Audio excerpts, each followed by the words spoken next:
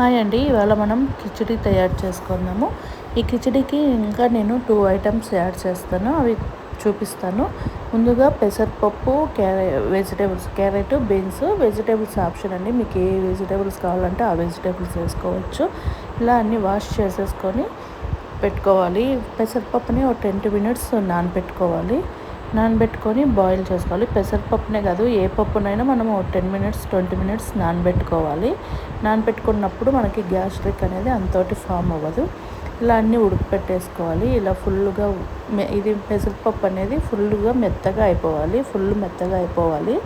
ఇలా ఉడకపెట్టేసుకున్న తర్వాత ఫుల్ మెత్తగా అయిపోయింది కదా. ఇలా అయిపోయిన తర్వాత సగ్గుబియ్యంని నేను హాఫ్ అన్ అవర్ ముందే నానబెట్టి పెట్టాను పక్కకి. అవి కూడా యాడ్ చేస్తున్నాను ఇందులోకి. అన్నీ ఒకేసారి విజిల్కి వేస్తే ఆ సగ్గుబియ్యం అనేటివి ఉడకపోకున్నట్లు మాడిపోతుంది, కుక్కర్లోనే అంటుకుపోని వస్తాయి. అందుకనేసి నేను అవి సపరేట్గా వేస్తున్నాను. సగ్గుబియ్యం యాడ్ చేసుకోవాలి. సగ్గుబియ్యం యాడ్ చేసుకున్న తర్వాత ఇందులోకి నేను ఓట్స్ కూడా వేస్తున్నాను. వెయిట్ లాస్ అవ్వాలి అనుకున్న వాళ్ళకి చాలా బాగా యూజ్ అవుతుంది. వీక్లీ వన్స్ ట్రై చేయొచ్చు. ఇది కూడా అవి సగ్గుబియ్యం అనేటివి ఫుల్ ఉడికిపోయేంత వరకు మనం సిమ్లో పెట్టుకొని చేసుకోవాలి. లేదంటే అవి పెసరపప్పు మనం ఆల్రెడీ ఉడకపెట్టేసి పెట్టాము కదా, మనము హై ఫ్లేమ్లో పెట్టేసి చూసుకోలేదు అంటే కింద అనేది మాడుకుపోతుంది. ఇలా ఫుల్ ఉడకపెట్టేసుకోవాలి. పెసరపప్పు, సగ్గుబియ్యం అంతా ఉడకపెట్టేసుకున్న తర్వాత లాస్ట్లో ఓట్స్ యాడ్ చేస్తాను. ఇంకా ఇవి ఫుల్గా ఉడకాలి. ఉడికిపోయినాక ఇలా ఓట్స్ కూడా యాడ్ చేసుకున్నాను. ఓట్స్ కూడా యాడ్ చేసి వెయిట్ లాస్కి యూజ్ అవుతుంది. వీక్లీ వన్స్ ట్రై చేయొచ్చు.